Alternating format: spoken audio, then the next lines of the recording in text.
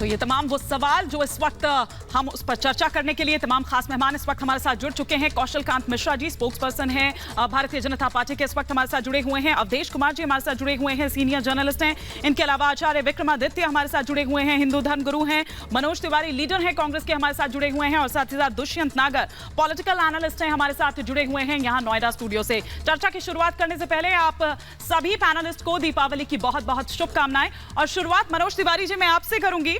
अयोध्या में दीप जल रहे थे, दिए जल रहे थे, लेकिन कुछ नेता यहां पर ऐसे थे जिनके शायद दिल जल रहे थे। ये मैं नहीं कह रही हूं, बल्कि ये वो कह रहे हैं जिन पर आप आरोप लगा रखे हैं, आपके कुछ नेता आरोप लगा रखे हैं।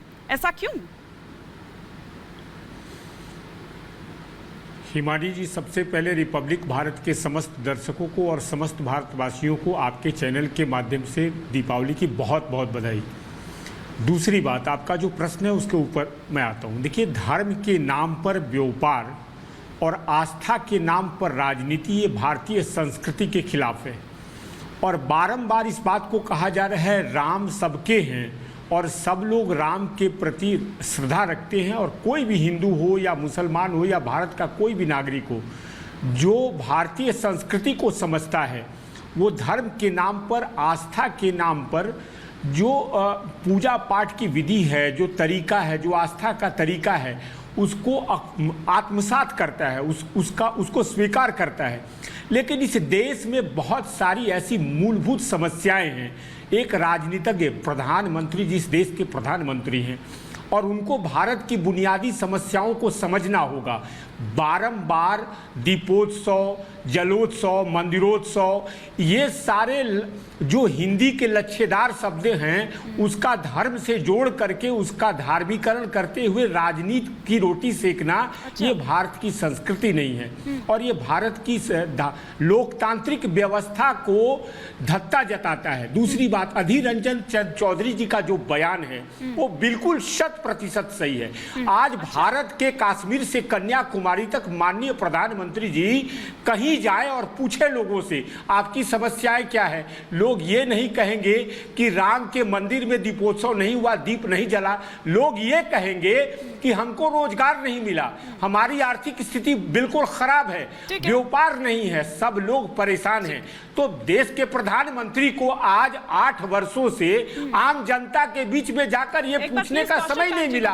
वो बारंबार जब चुनाव आता है, कौशल कांत जी आप पर आरोप है कि दरअसल इतना महिमा मंडन आप कर देते हैं, इतना महिमा मंडित आप कर देते हैं इन चीजों का, कि जो दरअसल मेन मुद्दे हैं, महंगाई, बेरोजगारी, ये तमाम मुद्दों को जो गिना रहे हैं, जो असल मुद्दे हैं, जनता से सरोकार जिनका है, उनको कहीं पीछे कर देते हैं। आस्था आप बीच में ले आते हैं, वो हावी हो जाती है। ऐसा है क्या?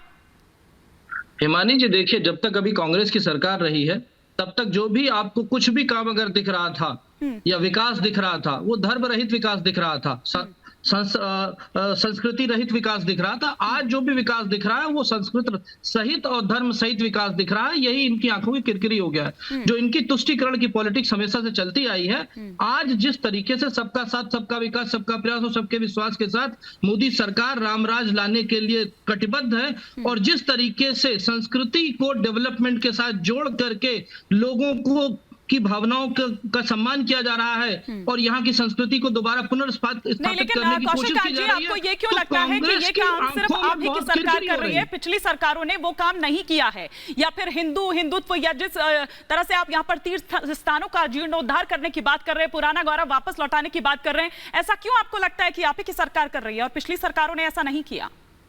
हिमानी जी, मुझे 2-4 सरकारों के नाम बता दिए जिसने किसी मंदिर पे जाकर, किसी प्रधानमंत्री ने जाकर के माथा टेका हो और उसका लाइव प्रसारण हमने आपने देखा हो। किसी प्रधानमंत्री ने जाकर, सोमनाथ याद है आपको, नेहरू जी ने मना कर दिया था जाने से, सरदार वल्लभ भाई पटेल थे जिनकी वजह सोमनाथ बना। ठीक, आप ये देखिए इस तरह का तुष्टीकरण, और इसका सिर्फ और सिर्फ एक रीजन है तुष्टीकरण। और जहां तक रही, आप देखिए जितने भी मुद्दे होते हैं, जब पिछले 2014 से लेके आज तक जब भी किसी भी मुद्दे की बात होती है, किसी भी विकास की बात होती है, कुछ भी बात होती है, संस्कृति की बात होती है, तो ये हमेशा अपना महंगाई और बेरोजगारी मुद्दे को लेके आ जाते हैं। अगर महंगाई बेरोजगारी मुद्दे को हम मान भी लेते हैं, तो भी अगर कांग्रेस के समय का शासनकाल देखा जाए और आज का शासनकाल देखा जाए, तो कांग्रेस के समय में जो महंगाई दर थी वो 2 कौशल कांत जी, आपने अभी कहा लाइव प्रसारण, मेरी बात, कौशल कांत जी, लाइव प्रसारण क्या पैमाना हो गया? नहीं, मतलब लाइव जो प्रसारण प्रधानमंत्री नहीं, लाइव मैं बताता प्रसारण हूं, के लाइव लिए प्रसारण मीडिया ये को पैमाना साथ हो में गया। लेके जाएगा वो ठीक है, अरे लाइव और जिन प्रसारण- प्रधानमंत्रियों के लाइव कार्यकाल में अरे लाइव सुन प्रसारण लीजिए की ना, सुविधा नहीं थी, लाइव प्रसारण ये उनके योगदान को पैमाना हो आपने गया। नहीं, उनके योगदान सुनिए को ना, आपने महत्वहीन कर लाइव दिया। प्रसारण ये क्या बात पैमाना कर हो रहे हैं गया। आप?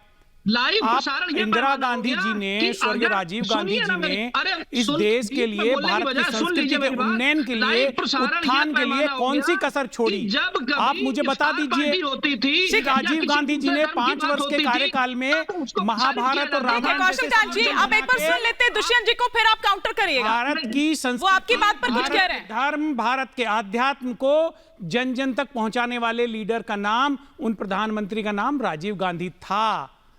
आपने तो पैमाना रख दिया कि जो लाइव प्रसारण के लिए मीडिया को लेके जाएंगे वो प्रधानमंत्री अच्छे, जो प्रधानमंत्री बिना लाइव मीडिया प्रसारण के मंदिर गए, भगवान की प्रति अपनी आस्था व्यक्त करी और घर आ गए, उनका महत्व नहीं है। देखिए ये उचित नहीं है।